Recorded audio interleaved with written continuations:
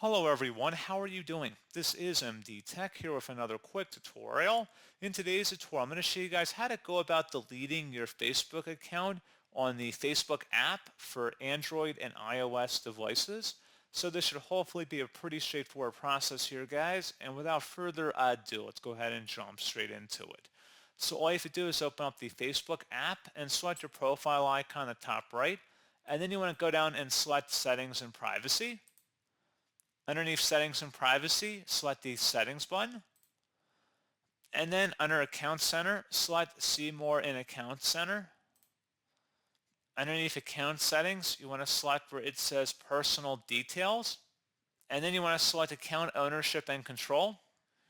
Select the Deactivation or Deletion option. And then select your account from this list, and then you just would proceed with the deletion options as you see fit, and it would walk you through step by step on the screen. So pretty straightforward process, guys, on that. And as always, thank you for watching. I do hope I was able to help you out, and I do look forward to catching you all in the next tutorial. Goodbye.